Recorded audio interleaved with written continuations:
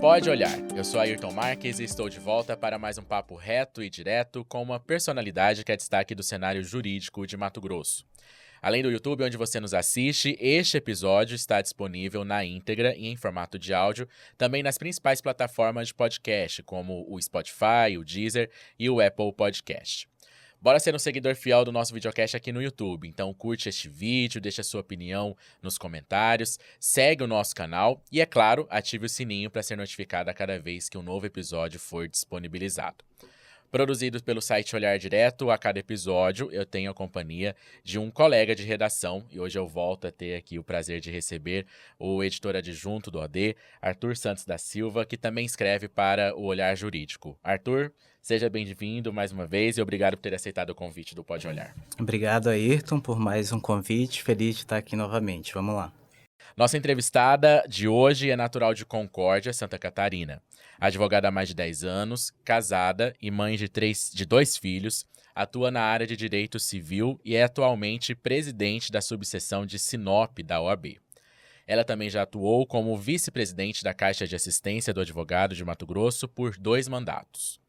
Nesse período, implementou projetos importantes como o Meu Escritório, que beneficia principalmente os profissionais do interior e jovens advogados, além da telemedicina e do auxílio para advogados participantes do Jogo da Advocacia.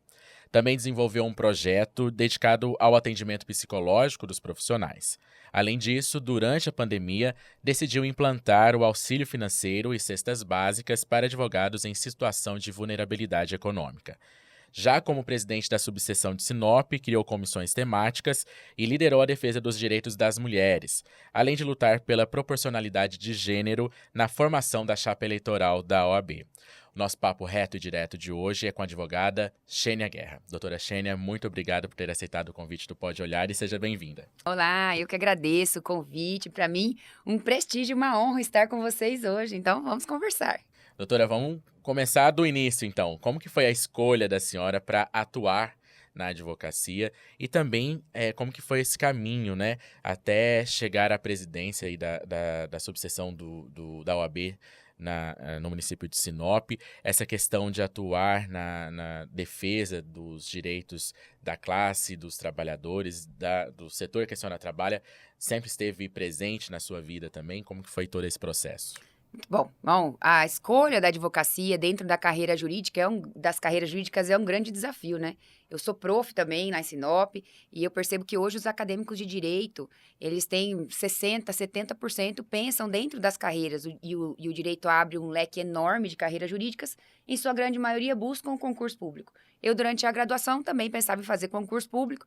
Acaba que terminei a faculdade, o sócio do meu esposo, que cuidava da parte civil, faleceu, e aí eu... Seu esposo também é advogado. Advogado. Felipe atua na área criminal e eu no civil. Então, sala ao lado, mas cada um faz coisas totalmente diferentes. E aí, acabei que vim para a advocacia. Mas eu não tenho... Quando eu resolvi que ia fazer direito... lá em casa foi uma luta, assim, ninguém da minha família é da área jurídica, minha mãe veio com aquela de, minha filha, certeza que você vai fazer advocacia, não tinha a vozinha, a tia que falava advocacia em vez de direito, enfim. Acaba que eu vim para advocacia, eu sou muito realizada, não me vejo fazendo outra coisa, não imagino a Xênia fechada dentro de uma sala com concurso público, ainda bem que eu não fui para nenhuma outra carreira. Apesar da estabilidade, né, que traz isso. Especialmente, eu penso que, com certeza, hoje, muitos dos acadêmicos pensam em outras carreiras jurídicas justamente pela estabilidade, especialmente as mulheres, né? Pensando que você vai ter licença, que consegue ausentar para ter licença maternidade, por questões de saúde, dos filhos, enfim, te dá uma segurança financeira, sabe que é um horário para cumprir, mas também qualquer carreira tem que ter um comprometimento, um zelo, uma dedicação. E eu vim para a advocacia, não tinha ninguém da minha família que fosse, nem advogado, nem juiz, então você falou, né, eu sou natural de Concórdia, mas na verdade eu vim de uma vila chamada Vila Presidente Kennedy, que era 14 quilômetros da cidade, ruazinha de paralelepípedo, viemos para o Mato Grosso em 92, meu pai trabalhava com obra, o pessoal lá falou assim, ó, se você quiser receber, não tenho dinheiro aqui, tem uma terra lá no Mato Grosso. Ele botou as 3 dentro do 1519 com a mãe e viemos para cá numa época que Sinop, em 92, atolava o caminhão na frente de casa, ele chegava do mato à noite, parava lá no outro dia, tava No outro dia tava atolado. atolado. Nesse contexto, resolvi fazer direito, sem ter ninguém da família que fosse da área. Vim para a advocacia. Muitas das experiências que eu trago hoje, de projetos que eu trago hoje, tenho certeza que vem desse meu começo aí, de não tinha ninguém para me dizer, faz assim, faz assado, de que forma aprendi esquentando a barriga no balcão mesmo hoje. Acho que isso me trouxe muito vivência para pensar em projetos para que não aconteça com o jovem advogado, por exemplo, situações que eu passei. Formei em 2008, segunda turma de Direito lá de Sinop. Sinop abriu uma turma de uma universidade chamada Unicem, na época. Eu tinha ido morar fora para fazer o UEL. E aí, quando abriu a turma de Direito, minha mãe é professora, tinha viajado para terminar um doutorado. Meu pai, em 2004, para quem conhece lá nossa região, veio uma grande operação chamada Operação da Curupira. E isso gerou um desgaste danado pro pessoal da madeireira. Falei, vou voltar para ajudar lá em casa e mais fácil que eu estou estudando perto de casa. Formei em 2008, 2013, meu marido concorreu à presidência da subseção. E aí, Xênia, vamos junto, vamos trabalhar junto. Nós lá em casa somos muito parceiros, não sai uma decisão de cada um para um lado lá de jeito nenhum. E eu sempre tive muito isso comigo das lideranças. Então, eu fui líder de turma da escola, eu fui presidente de comissão de formatura. Na minha primeira campanha, em uma das visitas, visitei uma advogada que, quando eu cursava a faculdade, ela cuidava do financeiro da faculdade. Ela falava assim, Xênia, sabe como é que eu lembro de você? Você com outros 8, 10 acadêmicos, indo lá brigar para se pagasse em cheque, conseguir o desconto da mensalidade. Então, é perfil Xênia. Entramos no projeto da ordem. E nós não tínhamos, na época, quando o Felipe assumiu em 2014, entrando pela oposição na OAB, essa figura das comissões temáticas estruturadas lá em Sinop. E aí ele falou assim, olha, você me ajuda? Vamos montar? Falei, vamos. Mas tem que ter pelo menos metade de mulheres nessas comissões. Olha, 2013, gente, 2014, nós fomos mexer com paridade na OAB 2021. Mas tô dizendo, era coisa que já era minha. E aí me incomodava isso, de às vezes na época nós éramos em 430 advogados e eu não ter mulheres que se disponibilizassem para ocupar aqueles espaços de liderança nas comissões. Uma ou outra, ou nenhuma, né? Uma ou outra, mas eu não tinha metade, eu não tinha 7 que quisessem ser presidentes, porque o trabalho na OAB é voluntário. Então, a minha caminhada na ordem, ela está muito ligada com a participação das mulheres dentro da política de ordem. E aí, então, em 2014, começamos lá com as comissões temáticas. Nós tivemos um projeto muito importante no Mato Grosso, que foi o projeto chamado OAB Mulher, encabeçado à época pela vice-presidente Cláudia Aquino. E aí, começamos essa construção. Eu lembro que lá em 2014, e mulher, quando ela gosta de um negócio que ela se mete para fazer, né? Colocamos lá, era 5 advogadas eu tinha uma Duster, lá de Sinop para Primavera do Leste, para ir lá numa plenária para dizer que precisava ter comissão da mulher, que era importante, enfim. Então, minha militância de ordem está muito ligada com isso. Nós passamos por 13% de mulheres nos espaços eletivos da ordem. Depois, nós, na outra eleição, tivemos cotas de 30% para mulheres, até que em 2021, a ordem, no movimento vanguardista, dentro do sistema político, vamos dizer assim, veio com a paridade. Quer dizer o quê? Tem uma regulamentação do Conselho Federal da OAB, que é quem legisla sobre as eleições de ordem, que todas as chapas do Brasil, das 27 seccionais, elas têm que ser formadas de forma paritária, metade de cada gênero, e com cotas raciais.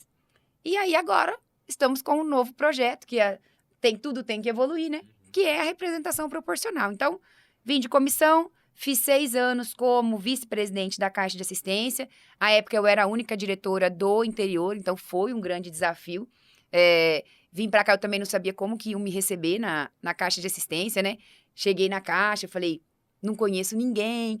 Me receberam muito bem, fui muito bem acolhida. Acredito que foi um período muito valioso, não só para me habilitar para depois concorrer à presidência da minha subseção, assim como para quem estava na capital também entender que eu vinha para somar e não para invadir nenhum espaço. Então, foi muito rico esse período lá. Fazer essa troca também de conhecimento, exatamente, né? De quem atua no interior e quem atua na capital.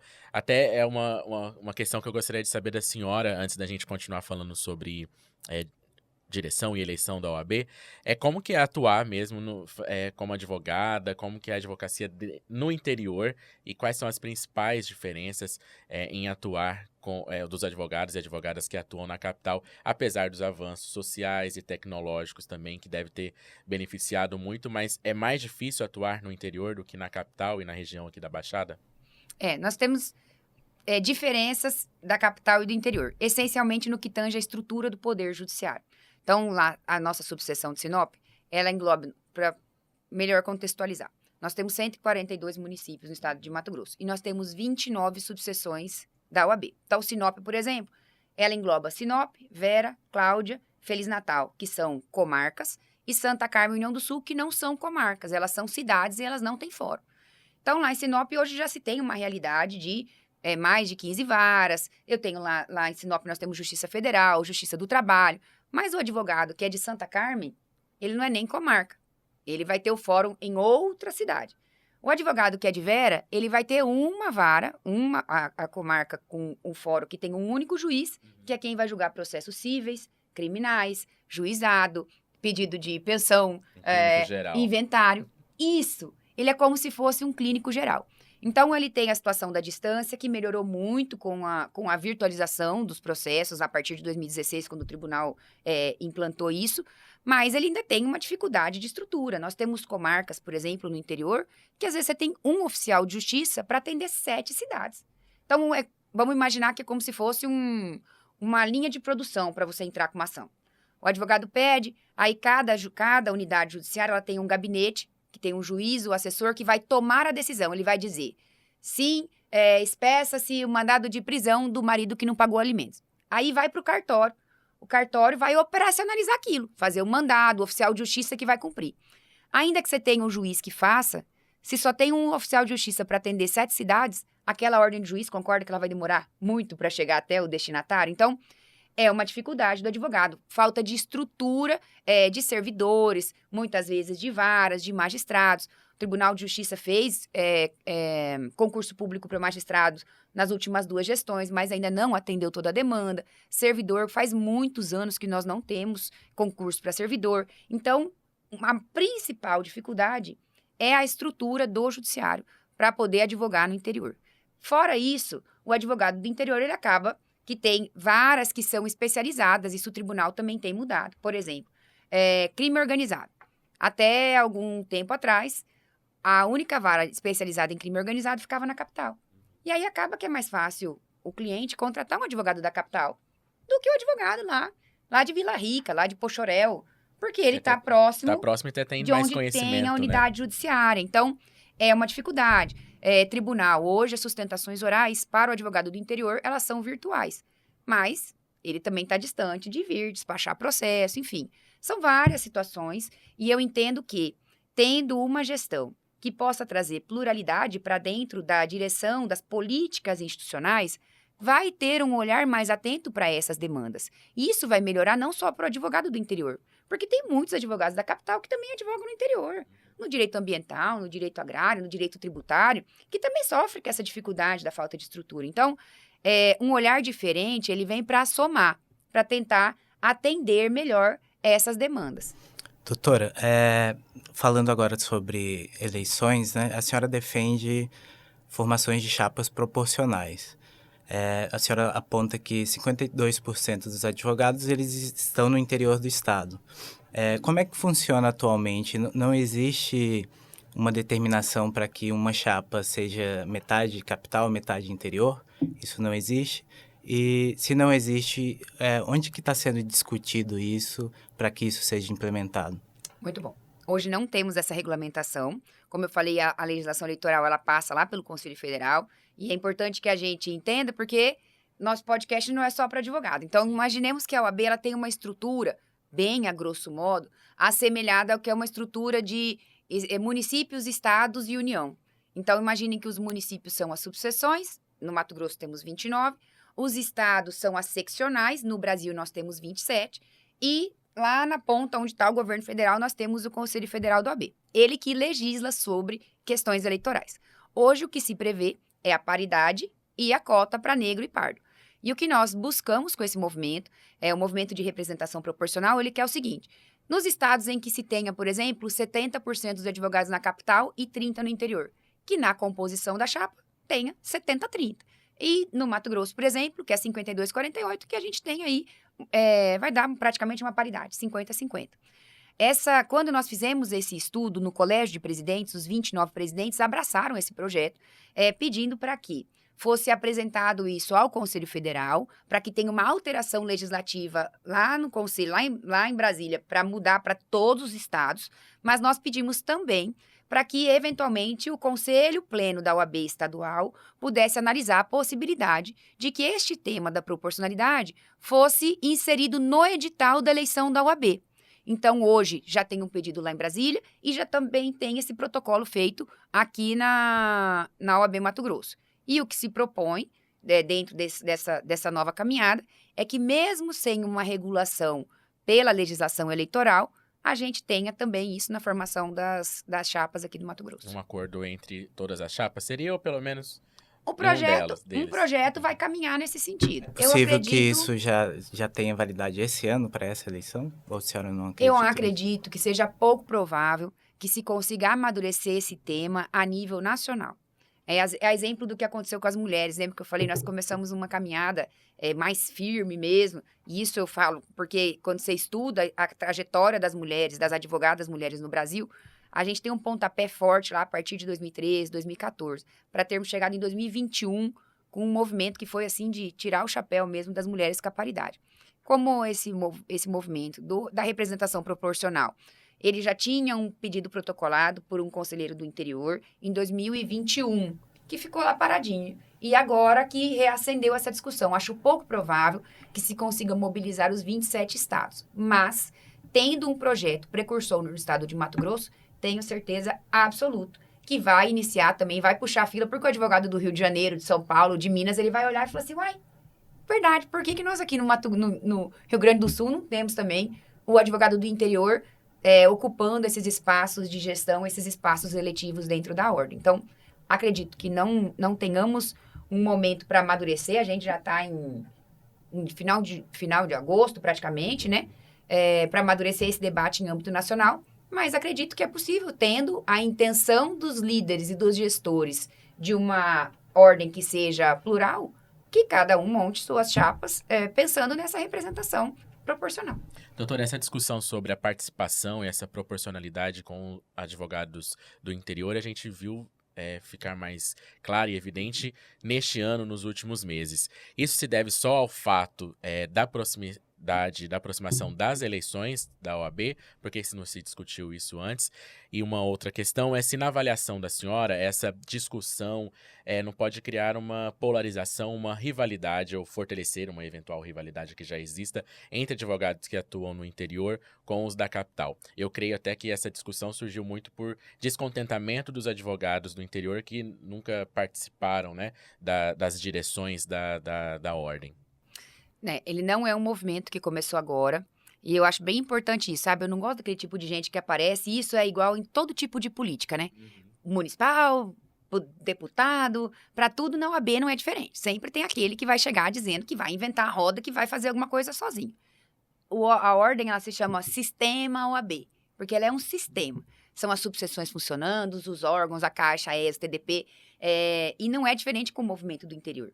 Essa busca por espaço do interior, conversando agora, conversei com todos os ex-presidentes lá da subseção de Sinop, que foi fundada em 1986, e é uma luta que já vem de muitos anos. O que acontece é que a discussão foi amadurecendo aqui no estado de Mato Grosso. Então, é tradicional que os colégios de presidentes, os 29 presidentes, que formam o que a gente chama de colégio, se reúnam para entregar uma carta de apoio a uma candidatura. Então, tem lá, nós tivemos presidentes que vieram com apoio de 24 presidentes de subseção, de 20 presidentes de subseções. Então, em outras gestões, as cartas de apoio, elas vinham pedindo um cargo, um espaço no Conselho Federal, pedindo várias demandas. O que aconteceu é que, nesta gestão, nós viemos de um momento em que a atual gestão, ela perdeu a eleição no interior e ganhou na capital. E quando esse colégio reuniu os 29 para fazer um estudo sobre isso, colocou na ponta do lápis e falou, peraí, mas da diretoria da OAB, de 5 cargos, o interior só tem 1. Da diretoria da Caixa, de 10 cargos, o interior só tem 2 de suplente. Do conselho, entre os titulares, nós que dentro do conselho tem titulares e suplentes, entre os titulares nós representamos aí pouco mais de 20%. E nós somos 52% da advocacia no interior. Vamos, então, formatar essa busca de espaço que não nasceu agora, que não é uma bandeira da Xênia, que é uma bandeira coletiva que vem de muito antes, que nunca teria chegado com essa força agora, se não fosse o trabalho daqueles que antecederam. É uma construção. Por que aflorou agora? Porque esse grupo de estudo dos presidentes, ele foi formado no colégio de Tangará da Serra, que aconteceu no final do ano passado. Então, a gente vinha brigando por várias demandas. Lá em Tangará, esse assunto entrou de novo no nosso colégio. Só que ele começou a ser discutido na plenária, sem parar para estudar sobre aquilo, para entender como é que funcionava. Tangará, criamos o grupo de trabalho. No começo desse ano, colocamos esse projeto no papel. E aí, que então veio, no início desse ano, com essa busca mais incisiva dos presidentes por espaço. Então, a gente vem com uma caminhada de um projeto institucional, que não é de agora, e acabou que culminou em um momento político que esse projeto ganhou mais força. Então, acredito que aflorou agora também por ser um processo eleitoral, mas não começou agora e nem foi criado por causa do processo eleitoral. Entendi. E essa questão da rivalidade, a senhora acredita que pode criar uma animosidade dos advogados da capital com esse movimento, essa, não imposição, né, mas essa força dos advogados do interior para tomar espaços que eles não ocupavam? Eu tenho percebido esse discurso, sabe? E é um negócio que me entristece muito, porque o discurso separatista, ele não pode ser aceito por ninguém em lugar nenhum. Senão a gente fica nessa polarização do branco contra o preto, o progressista contra o conservador. E isso nos diminui enquanto sociedade, que isso tem acontecido também na nossa sociedade, e não é diferente entre advogados. É um projeto que ele vem para somar, assim como, e vou te dar agora o exemplo da Caixa. Quando eu cheguei na Caixa, com isso de como é que vai ser, como vão me receber, começamos a discutir os projetos na Caixa. E aí, vou dar um exemplo esdrúxulo, um exemplo simples, assim, para a gente captar do menos para os projetos maiores, a exemplo do token, do escritório e tal. Vamos discutir, todo ano a OAB a Caixa manda para os advogados um cartão de aniversário. E aí ela vai com o cartão de aniversário, parabéns do presidente, e um monte de voucher impresso, dando lá, na Casa Prado você tem, no normal, o convênio 20, no seu aniversário você tem 30. Olha, o restaurante X, falei o nome, né? Não podia falar. Já foi. Depois vocês cortam. Depois a gente procura e pede um Exatamente. Um patrocínio para o podcast. Isso. Exatamente. O restaurante tal vai te dar, advogado, no seu mês de aniversário, um almoço. Legal. Aí eu falei assim, gente, vocês entendem que esse projeto é muito legal? Muito legal. Você presenteia o advogado. Mas entende que o advogado lá de Vila Rica, ele não vai andar 1.200 quilômetros para poder ganhar um almoço aqui? E o cartão, ele chega pra gente no interior, muitas vezes ele chega atrasado, o desconto é da capital. No aniversário do outro ano. Né, não era tanto. É um ótimo projeto. Tô querendo dizer o seguinte, era um projeto muito bom, mas concorda que ele não atendia todos os advogados? Que o advogado lá de Santa Carmen, ele paga o mesmo valor de anuidade do advogado da capital? Vamos mudar o formato? Como? Vamos transformar ele num cartão virtual? E aí vamos estimular os delegados da Caixa a buscarem esses presentes para os advogados nas subseções? Vamos. Quer dizer que a gestão era ruim? Não. Quer dizer que ela não tinha uma visão diferente daqueles que, na época, compunham a diretoria que fazia as políticas institucionais. E aí a gente vem do exemplo simples para o exemplo maior, o escritório compartilhado. O escritório compartilhado, ele atende não só a realidade. Nós temos hoje uma jovem advocacia que, em sua grande maioria, ela trabalha ou em home office ou no escritório que é a portinha, ele sozinho ali. Ou ele vai ser daí um advogado contratado. A gente tem poucos advogados que eles saem da faculdade. Vamos juntar nós três, eu faço civil, você é criminal, você é trabalhista e vamos abrir um escritório. Esse jovem advogado, ele precisa ter um lugar que ele possa receber e cobrar bem os honorários, cobrar o valor do trabalho dele, para poder atender um cliente, fazer uma audiência, fazer um peticionamento. Assim como o advogado que vem do interior, é importante para ele ter um espaço aqui na capital, hora que ele vier, para ele poder atender o cliente, para ele fazer um peticionamento. Então, Esse projeto nasceu, o escritório compartilhado aqui, hoje ele já existe em Rondonópolis, ele já existe em Primavera do Leste, lá em Sinop já tô vendendo os tijolinhos da sede lá, já vou fazer mais um, né, quem quiser contribuir com o tijolinho da sede lá de Sinop para construir o escritório compartilhado, e lá eu tô fazendo, eu não, né, nós, que ninguém faz nada sozinho, além do espaço do escritório para o advogado atender, um espaço para o advogado de passagem. Então lá a gente já colocou no projeto um lugar para quem vem de fora, se ele quiser ele passar, ele consegue tomar um banho, ele consegue parar para esperar uma audiência, porque é um sistema. Então, nunca a gente pode ver nenhum projeto como um movimento separatista.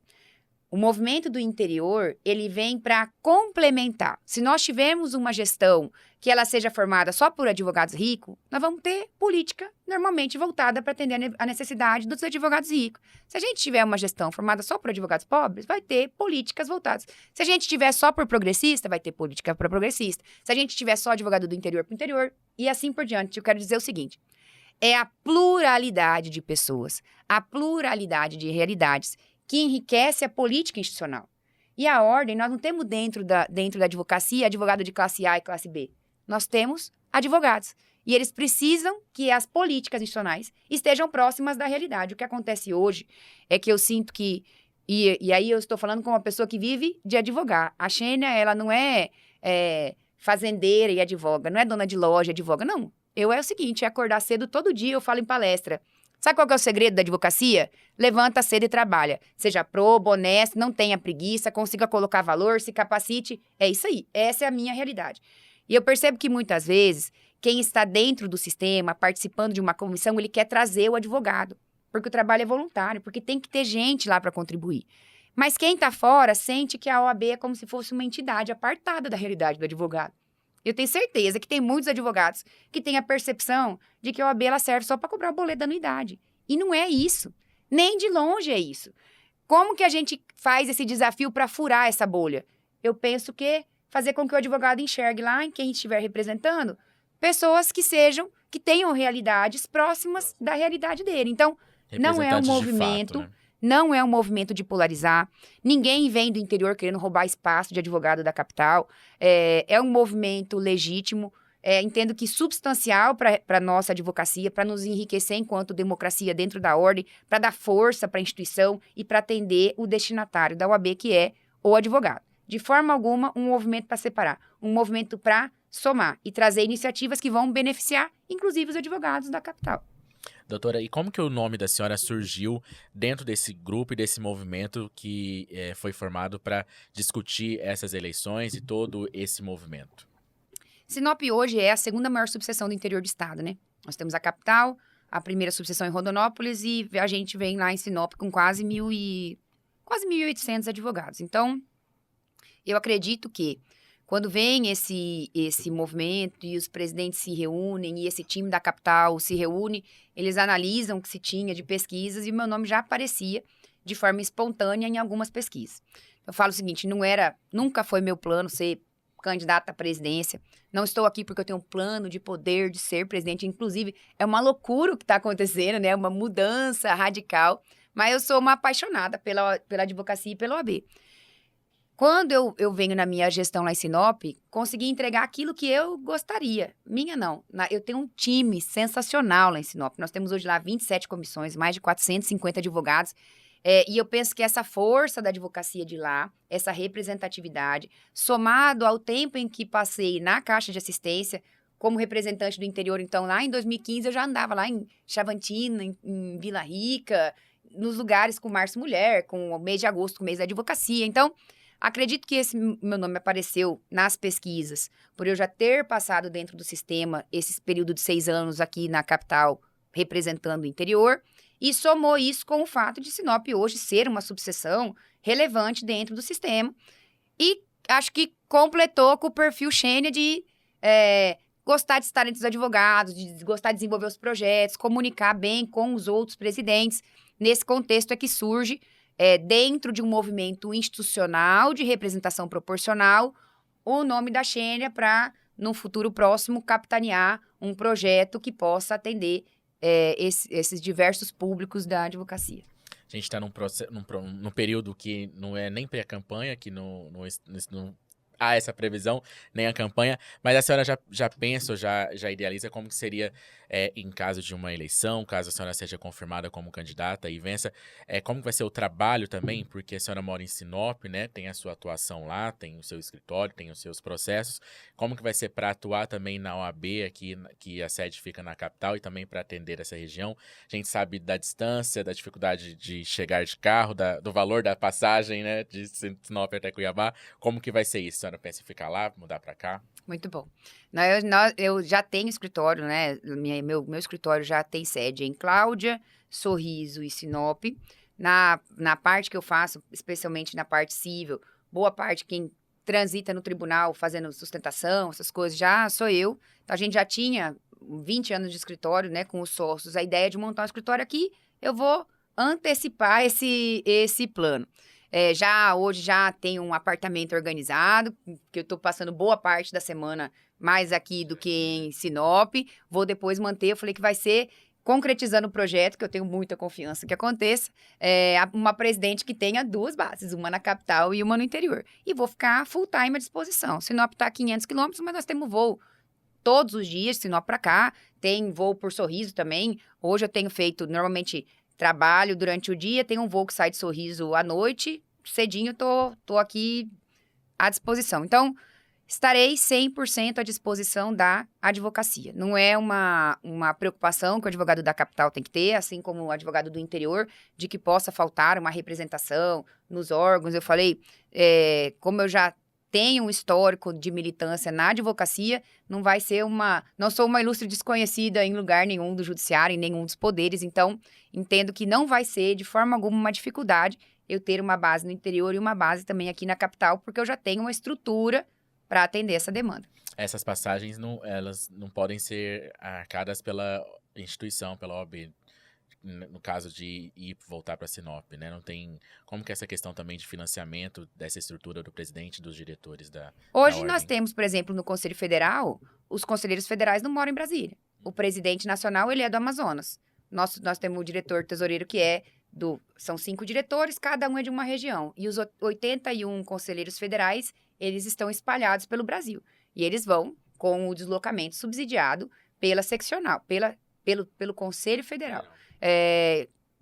Hoje, como funciona quando tem um deslocamento, por exemplo, a presidente precisa deslocar daqui para alguma subseção, é o AB que faz o subsídio. Então, vamos organizar como é que vai funcionar isso depois, mas não pensei sobre como subsidiar, mas acredito que vai ser um custo absorvido, com certeza, imagino, pelo sistema. Doutora, a senhora conta com o apoio de 2 nomes bastante significativos na advocacia de Mato Grosso, Francisco Fayad e Leonardo Campos. Esses 2 advogados, eles têm bastante influência nos últimos pleitos, né? Esse quase monopólio não incomoda a senhora? Não seria mais saudável para a OAB dar espaço para um novo grupo político dirigir a ordem? Olha, nós temos inúmeros ex-presidentes, todos eles espalhados nos 3 projetos, pelo que eu tenho visto. Nós temos o Ciel, o Maurício, o Cláudio, vários ex-presidentes que apoiam vários projetos. Conosco, no nosso projeto, apoiam quem hoje é conselheiro federal, que é o nosso tesoureiro nacional, o Leonardo Campos, e o Fayad, que é ex-presidente também. De forma alguma, eu vejo como um demérito ter o apoio. O que não pode acontecer é os advogados verem como quem é o dono do projeto, quem montou o projeto, resumir e apequenar um projeto com a envergadura que eu contei para vocês a um projeto de fulano ou do Beltrano. De forma alguma é isso. É o mesmo grupo que vai ficar? Olha, nós estamos de cara, se tem uma coisa nova para a OAB agora, é esse projeto, porque está de cara trazendo 50% de novidade para dentro da ordem. O projeto é tão novo que nunca aconteceu na história do Brasil, nunca aconteceu na história da Ordem dos Advogados do Brasil, um projeto que tenha paridade, cotas para negros e pardos e proporcionalidade na sua composição com uma presidente do interior. Então, são apoios relevantes, sim, são pessoas que têm história de dedicação para a ordem, mas nós não podemos, de forma alguma, reduzir a importância de um projeto com essa magnitude a 2 apoios. Assim como tem 2 presidentes que nos apoiam, tem presidentes, ex-presidentes que também participam da gestão de forma ativa, até hoje, inclusive, apoiando os outros 2 projetos. Entendi. Ainda nessa linha de apoio, o Leonardo Campos apoiou a Gisela, atual presidente da OAB. E houve um rompimento aí e ele decidiu apoiar a senhora agora.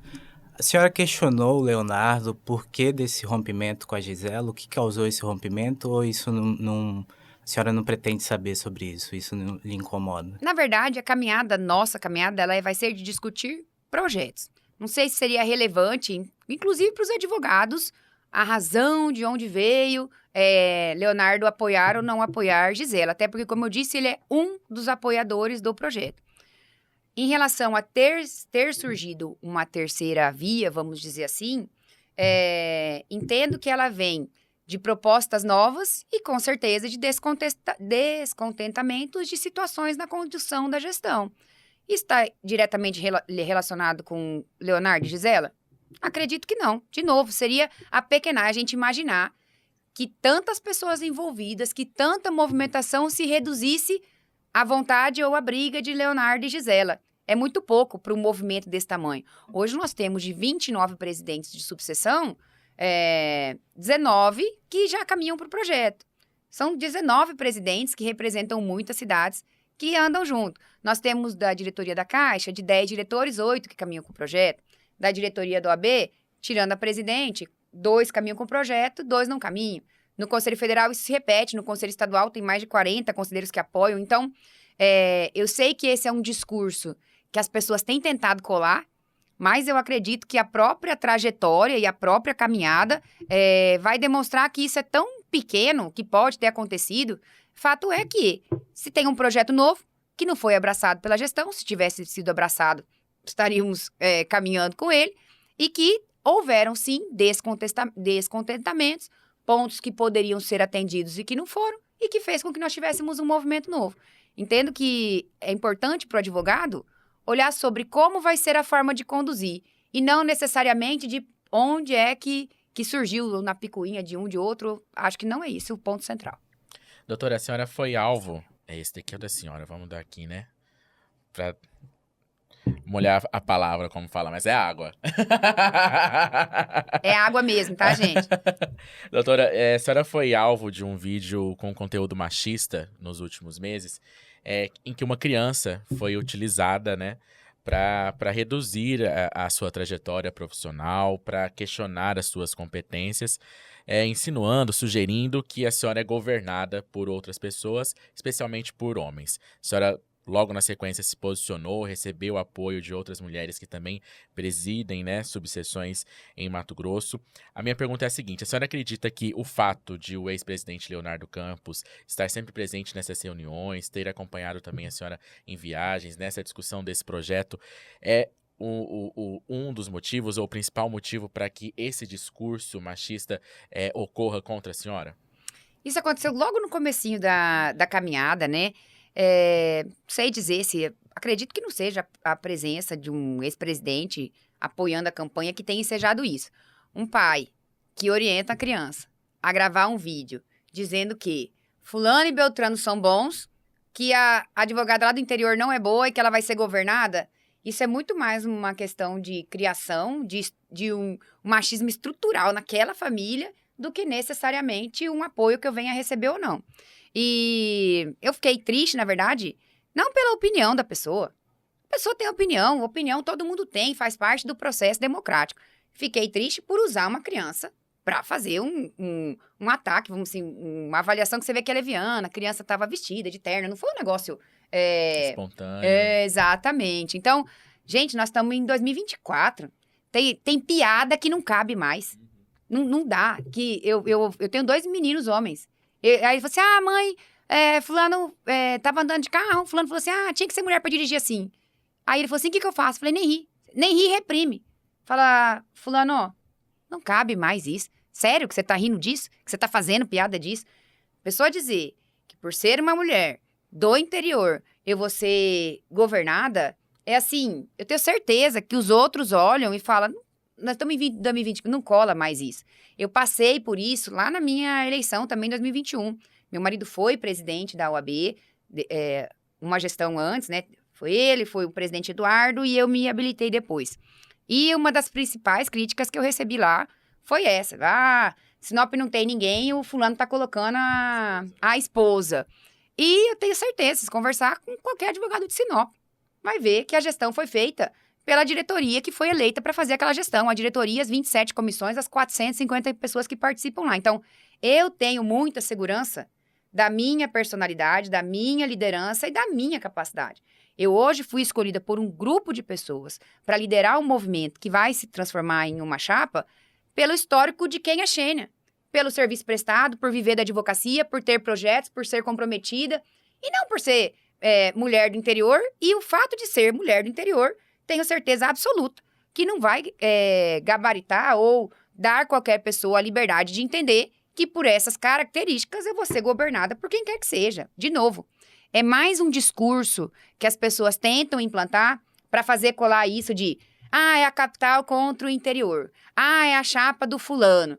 E assim, por favor, nosso público é tão qualificado. Nós estamos conversando com advogados. Nós estamos lá elencados na Constituição Federal como indispensáveis à administração da justiça pela nossa capacidade intelectual de ser um instrumento para entregar, para poder ajudar na entrega da justiça. Não dá para a gente cair nesse discurso de que apequena o movimento. Nós estamos contando aqui um histórico que não é meu. Um histórico que vem de muitas outras pessoas na luta. Então, acho que tudo isso é discurso eleitoreiro e oportunista para um momento e que eu tenho certeza que a advocacia não vai deixar colar. A senhora teme que, apesar da gente estar em 2024, como a senhora falou, de ter avançado todas essas questões, a senhora terá que perder algum tempo da campanha para reforçar isso? Que a senhora tem a sua história própria, que apesar do apoio de ex-presidentes e dessa aliança, a senhora vai ter, em caso de vitória, uma gestão em que a senhora que vai tomar as decisões, claro, ouvindo todos, mas que não vai ser governada de fato. A senhora teme que isso ainda tenha que ser trabalhado e reforçado até o dia da eleição? De jeito nenhum. Eu acredito que a minha própria caminhada, o próprio movimento, as reuniões, os projetos, as pautas vão já desmistificar isso, já estão desmistificando isso. E pessoas conhecem pessoas, e hoje nós temos rede social, acredito que a caminhada fala por si, e penso que com os colegas me conhecendo mais, com a advocacia me conhecendo mais, vai perceber o quão pequena e ridícula é essa suposição de que eu possa, numa gestão, ser governado. O que nós temos que entender, e eu sempre falo isso, eu não sou a pessoa que vai chegar dizendo vamos inventar a roda e vou resolver todos os problemas da advocacia. Porque, de novo, nós somos um público qualificado. Alguma coisa se modifica de um dia para o outro? Não. É uma construção coletiva. Vai trazer gente nova, vai trazer pessoas para uma mudança responsável, é um sistema, nós temos que fazer os enfrentamentos que precisam ser feitos, isso vai passar por mim e isso vai passar por um time de pessoas que nós vamos montar para poder entregar essas mudanças que nós queremos. A mudança, ela vem de dentro para fora e de baixo para cima. Não adianta eu ficar lá no meu escritório, e essa é uma das coisas que me motivou a aceitar o desafio. E é uma grande mudança para mim. A Xênia não é o tipo de pessoa que vai ficar lá em casa reclamando na rede social que não gosta da decisão do STF e do STJ. Como advogado, o que nós vamos fazer para mudar isso? É de casa reclamando? Não, né? Vamos entrar dentro do sistema? Vamos encorpar a nossa instituição? Vamos trazer as posições diferentes que nós quisemos? E daqui de baixo nós vamos ir mudando lá para cima? Vamos oxigenar isso? Mas é uma mudança que ela é paulatina. A exemplo das mulheres, quando nós tivemos em 2021 a paridade, as pessoas diziam a OAB vai andar para trás, porque nós vamos ter que ter homem que vai levantar da cadeira para a mulher sentar. E olha onde nós estamos. Gente, tudo vem para melhorar, para aprimorar. Não adianta ficar dentro de casa reclamando. Vem para dentro. Vamos trabalhar junto e daqui para cima nós vamos mudando. Ser uma voz sozinha lá em Brasília também, não gosto da decisão. E, de fato, o que acontece em Brasília, a realidade das decisões dos tribunais superiores, impactam aqui na ponta da corda. O judiciário lá de cima age mal com o advogado, aqui na ponta da corda toma a liberdade de não atender, de atender mal, de algemar. Então, tem que levar a mudança. Mas essa mudança, nós não podemos ser ingênuos. Ela não acontece de uma hora para outra e ela não acontece com uma única pessoa. É um conjunto de fatores que a gente tem para chegar lá. Doutora, um dos nomes que também trabalham aí, que discutem uma candidatura, o advogado Pedro Paulo, ele questiona aí um provimento do Conselho Federal que proíbe a realização, que estabelece regras para o período eleitoral da OAB e que proíbe aí a questão da existência de uma pré-campanha. Ele fala que isso é uma espécie de censura e que a existência desse provimento fortalece e favorece quem já está no poder, quem tem participa de um grupo hegemônico. Ele tentou até derrubar isso na justiça, não conseguiu e garantiu que vai recorrer. A senhora concorda com esse entendimento de que esse provimento seja uma censura e que favoreça quem já está no poder, quem participa de grupos hegemônicos? Eu concordo que o provimento tem que ser modificado. O espaço é democrático, o momento é de discussão. Se a gente não puder falar, expor ideias, apresentar pessoas, nós vamos chegar no momento eleitoral aceitando o que se tem. Então, concordo com a postura do colega de que não devia ter sido aprovado dessa forma. Isso é um projeto que veio do Colégio de Presidentes Seccionais. Nossa atual presidente é coordenadora adjunta, passou pelo Conselho Federal. Nosso tesoureiro nacional está no Conselho Federal. Ele votou a favor desse Pelo que eu sei, né? Todos votaram, tanto a presidente quanto o conselheiro. E eu concordo com o Pedro Paulo. Tá errado. Tem que poder discutir. Se advogado não puder falar, não puder discutir, não puder caminhar, não puder ouvir para poder construir uma política diferente, uma gestão, um projeto que seja diferente, deixar isso só lá para 60 dias antes do processo eleitoral. É quase que, na minha visão, vamos concordar com ele. Sim, calar quem tem projeto, quem quer falar, eu concordo com ele, entendo fala que tem até que ser há uma modificado. proibição de fazer críticas diretas à direção Críticas não, né? diretoria da OAB. Críticas não, até porque Estado democrático de direito, liberdade de expressão, de fala, então não tem crítica. O que não pode fazer é reunião...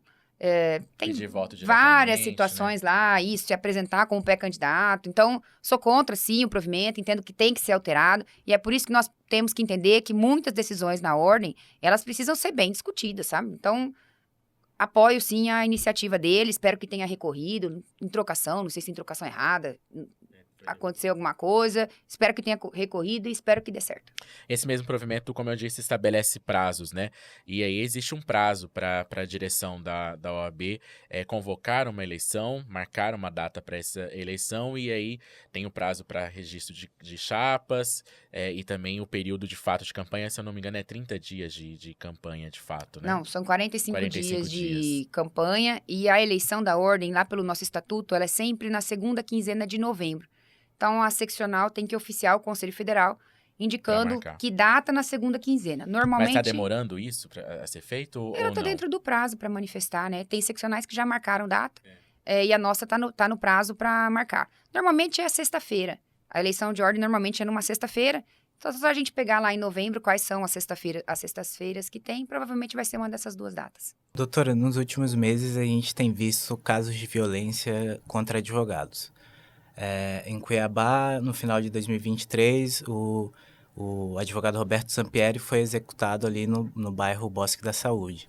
Agora, no começo do mês de julho, o advogado Renato Neri foi morto também na Avenida Fernando Correia, aqui em Cuiabá.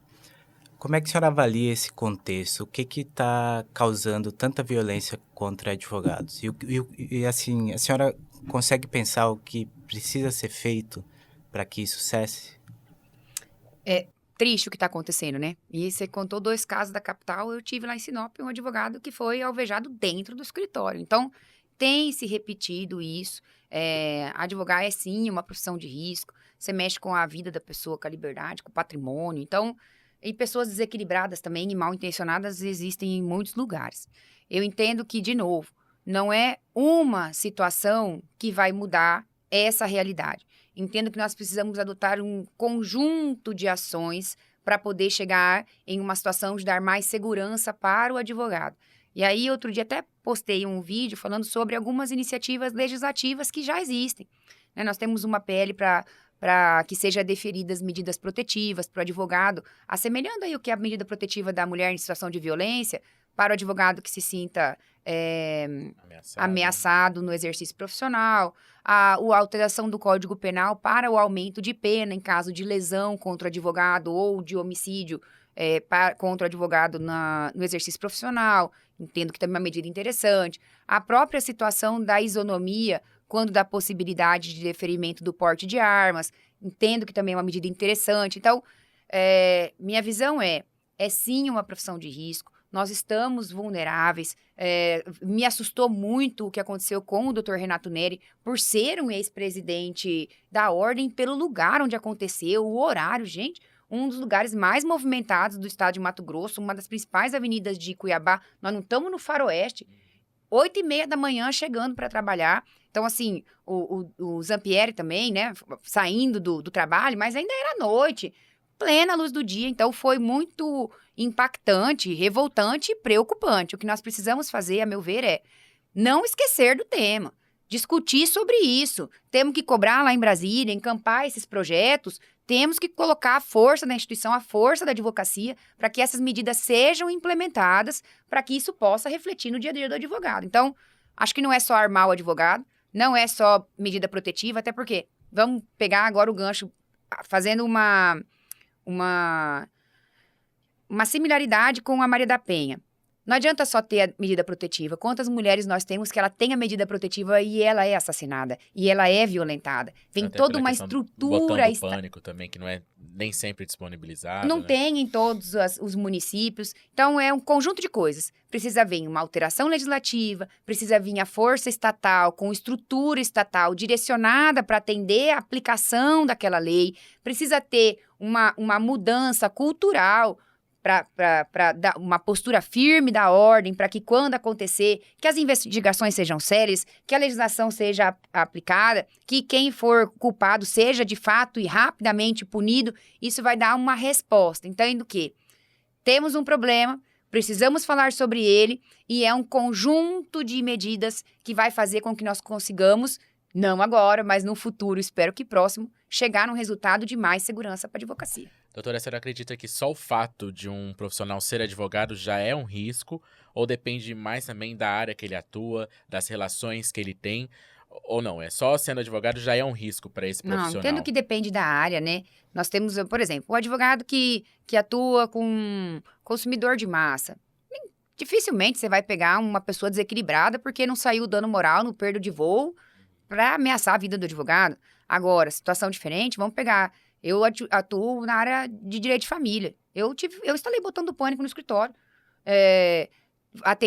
Consegui uma decisão que prejudicou um ex-marido, bloqueou bens.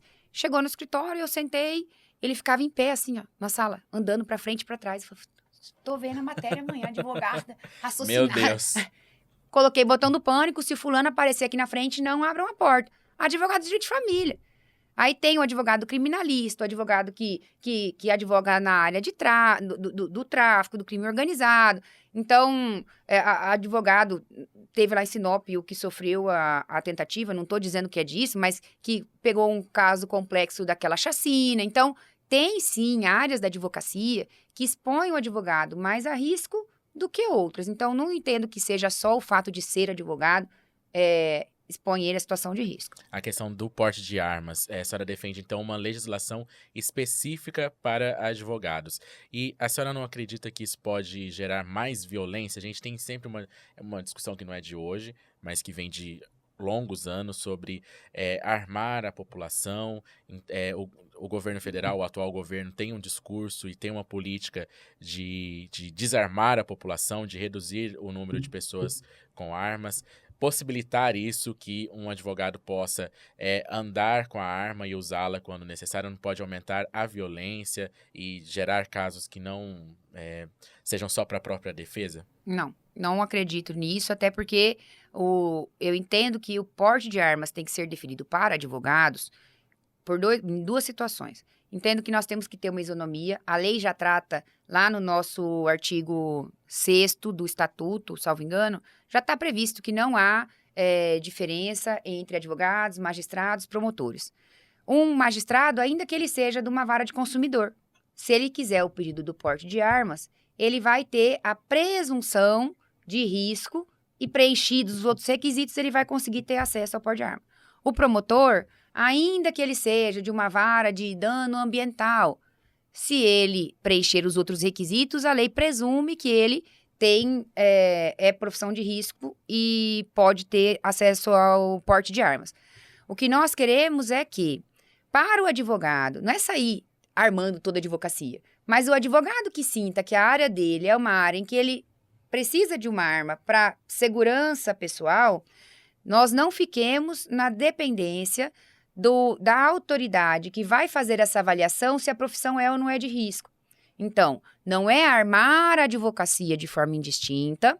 O argumento é, se nós já temos uma isonomia formal, que ela também seja transportada para o direito material e que aqueles que entendam que é caso, que se sentem seguros com o porte de arma, não fique no alvedrio da autoridade que vai fazer esse juízo de valor se aquele advogado tem ou não tem uma situação que ele se sinta vulnerável. Essa que é o meu posicionamento. Ótimo. Xênia, voltando um pouquinho sobre o caso do Zampieri, para tentar solucionar o crime, foi feita a apreensão do celular dele e a extração do conteúdo. Esse conteúdo chegou a ser remetido para o CNJ para que o Conselho Nacional de Justiça examine se há atos irregulares de magistrados. Como é que a senhora vê essa extração de dados do celular do advogado? Avançou sobre prerrogativas ou a senhora não vê problema nisso? Vejo problema. O celular, o computador, o escritório são invioláveis, né? O advogado tem que ser resguardado em lei federal.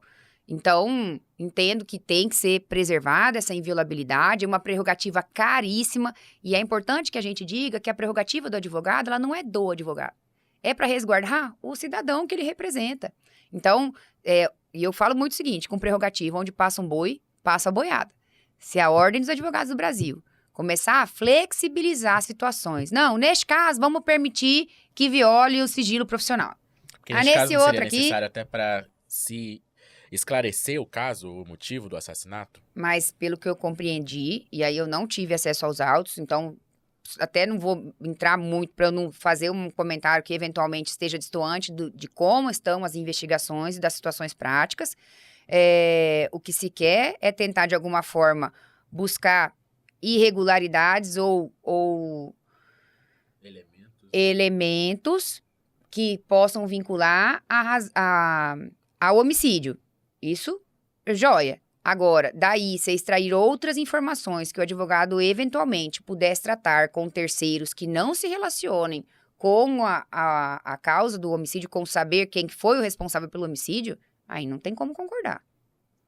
Não vou entrar exatamente nos pormenores, porque eu não tive acesso aos autos, não parei para analisar, então eu estaria sendo, inclusive, responsável de me manifestar, assim como também, mesmo como advogado, eu não posso me manifestar sobre casos em andamento. Entendi. Nos últimos meses, advogados em Mato Grosso têm sido alvos de operações.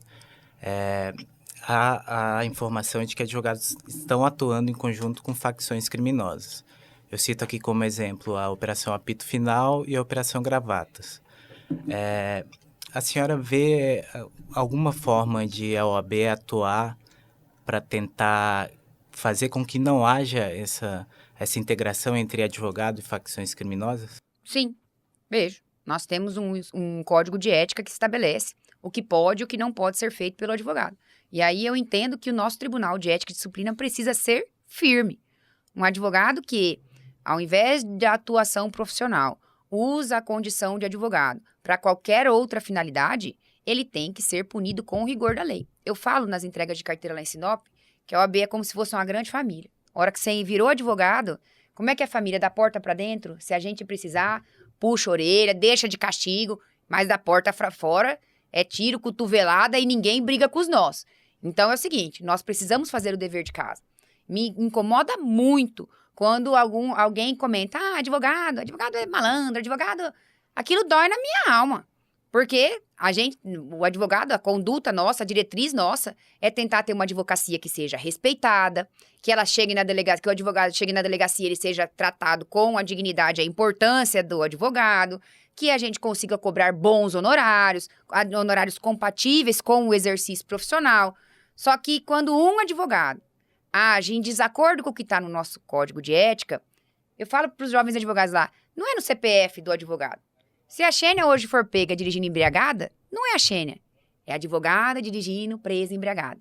Se a Já Xênia deu a for... manchete, já. Se a Xênia... Não, mas eu quero dizer o seguinte, tô Sim, dando sim. exemplo meu, é o doutor João, que pegou carteira hoje. Se amanhã ele resolver entrar na unidade penitenciária carregando 5 celulares, fazendo algo que não é de competência dele no exercício profissional, ninguém vai dizer o doutor João foi preso, vai dizer advogado preso levando. Isso prejudica, e em um estamos todos. Se um tem uma conduta irregular, isso prejudica toda a classe. Então, quando eu falo que é da porta para dentro, tem que puxar a orelha e deixar de castigo, é porque o TED precisa ser rigoroso com o advogado que age em desacordo com o nosso código de ética. Se ele está, de alguma forma, atuando junto com uma organização criminosa, e aí vamos separar. O advogado, todos têm direito à defesa. Ah, é porque ele é de uma organização criminosa, ou estão dizendo que é de uma organização criminosa, que ele não pode ter advogado? Lógico que pode. O advogado não pode advogar, não pode atuar em processo com organização criminosa? Lógico que pode. O que ele não pode é desvirtuar a função do trabalho dele e usar a condição de advogado para outra finalidade. Nesse caso, minha posição é de que a ordem precisa ser firme. O TED tem que funcionar. E tendo uma punição, uma suspensão, um incidente de inidoneidade moral, tirando a carteira daquele profissional, que na verdade daí ele não tem que ser tratado mesmo como advogado, se ele está agindo em desacordo, entendo que isso vai, com certeza, gerar uma mudança para que nós tenhamos mais advogados corretos e que tragam em si a importância e a honradez da advocacia, do que levar a nossa advocacia para esse patamar de malandro ou qualquer coisa pejorativa. Doutora, como que a senhora avalia a posição da OAB Nacional envolvendo aí pautas mais progressistas? A gente viu recentemente a OAB se pronunciando e questionando, né, o projeto de lei que equipara o aborto legal ao crime de homicídio, caso seja realizado após a 22ª semana de gestação. Foi aprovado um posicionamento criticando essa legislação, falando que ela é inconstitucional e que tinha uma série de problemas. Foi um importante posicionamento para que esse projeto não avançasse no Congresso. Como que a senhora avalia esses posicionamentos? É necessário que a OAB se posicione de fato, mesmo nessas pautas mais progressistas? É necessário que a OAB se posicione de fato em todas as pautas que venham a ferir os direitos e garantias fundamentais. A ordem ela foi criada nesse contexto, lá em um momento que nós tínhamos uma discussão sobre ditadura, sobre as liberdades individuais. A nossa Constituição de 88 é um instrumento valiosíssimo em que nós não podemos, de novo, assim como prerrogativa, não podemos arredar o pé em nenhuma vírgula. Então, a ordem ela tem um papel institucional com a classe. Nós somos, sobretudo, um órgão classista. A primeira função da entidade é cuidar e atender a advocacia, é prerrogativa, é honorários, é conseguir atender o advogado, mas nós não podemos negar que a ordem ela tem uma força institucional que em muitas oportunidades se sobrepôs ao judiciário, se sobrepôs ao executivo, se sobrepôs ao legislativo, porque a sociedade deposita esperanças na Ordem dos Advogados do Brasil.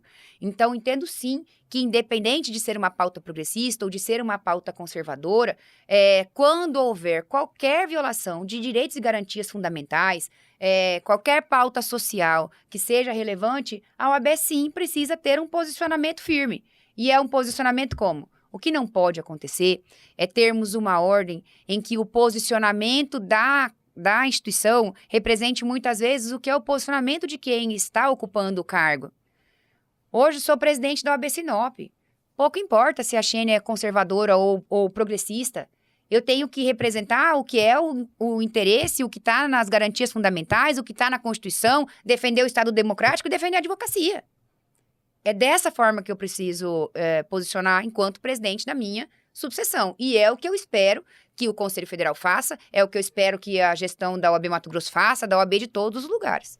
Doutora, uma atuação forte também da OAB nos últimos anos foi em relação ao 8 de janeiro, né, em que houve os ataques aos 3 poderes em Brasília e uma centena de pessoas que participaram dessa tentativa de golpe se tornaram réus no Supremo Tribunal Federal, e os advogados que atuam na defesa dessas pessoas começaram a questionar e a reclamar de ataques ou de prerrogativas que não foram atendidas pelos ministros do STF.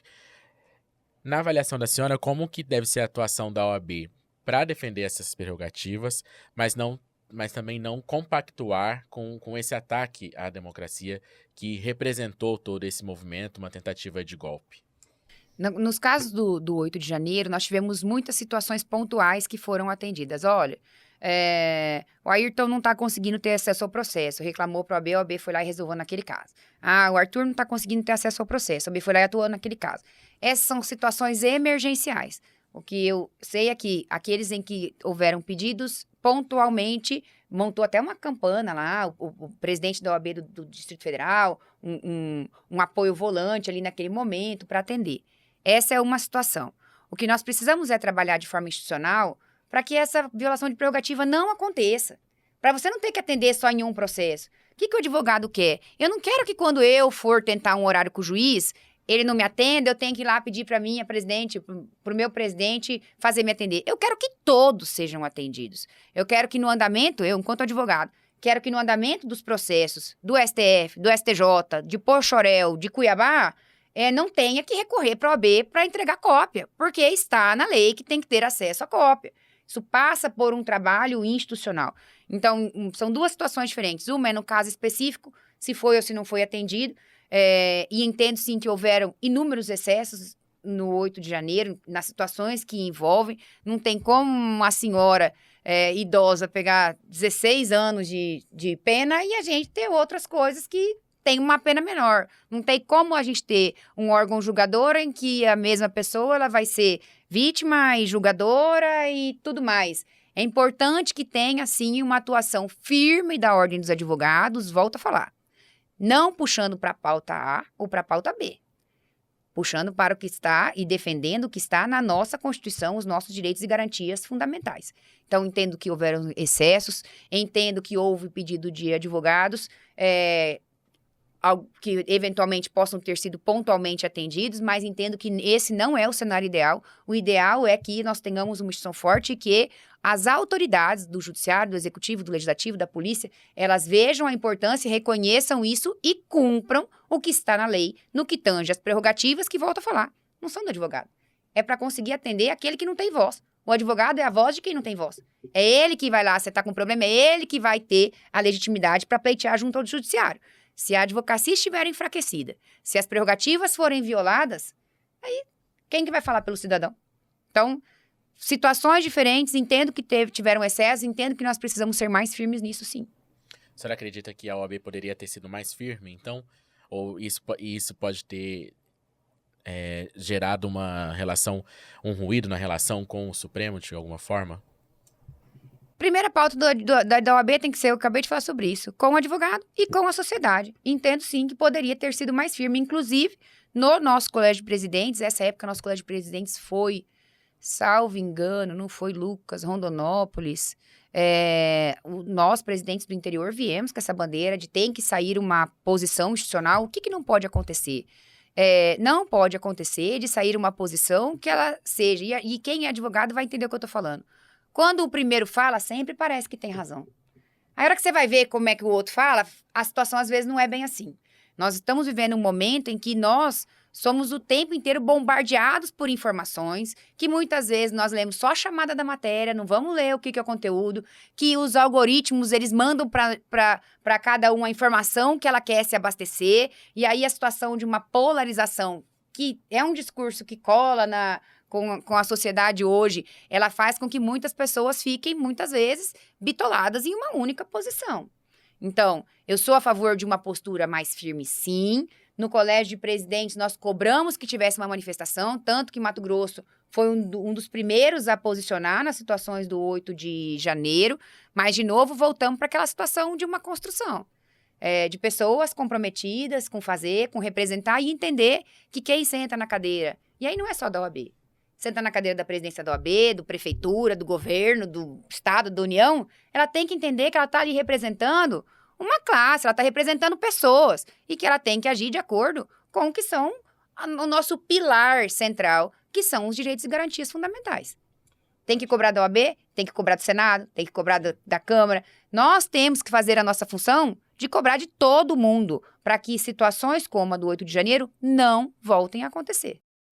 Ótimo, doutora Xênia Guerra, muito obrigado por ter aceitado o convite do Pode Olhar, por ter tido esse papo esclarecedor, falar um pouco sobre sua trajetória, sobre eleições da ordem, sobre atuação de advogados, relação institucional com outros poderes, né? Foi um papo muito enriquecedor e a gente está à disposição sempre aqui com os microfones ligados para a senhora falar com os advogados e com todos que assistem ao nosso videocast. Muito obrigado.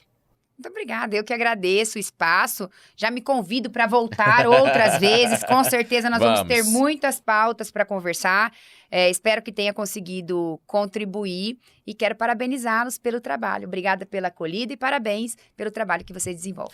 Muito obrigado. Arthur, valeu aí por mais um episódio e até uma próxima. Obrigado, Ayrton, até a próxima. Eu vou ficando por aqui, mas você acompanha a repercussão deste episódio no nosso portal. É o www.olhardireto.com.br. Para você saber informações e também saber dos bastidores das nossas gravações, acompanhe a gente nas redes sociais. Em qualquer uma delas é @olhardiretoOficial. E se você chegou até o final, que tal maratonar todos os nossos episódios? A gente aí tem entrevistas com o ex-deputado José Riva, com o governador Mauro Mendes, desembargador Orlando Perry, a dona Domingas do Flor Ribeirinha, então personalidades de destaque da nossa sociedade. Segue o nosso canal aqui no YouTube e ative o sininho para receber uma notificação a cada vez que um novo episódio for disponibilizado. Eu volto na próxima semana com mais um papo reto e direto. Tchau, tchau.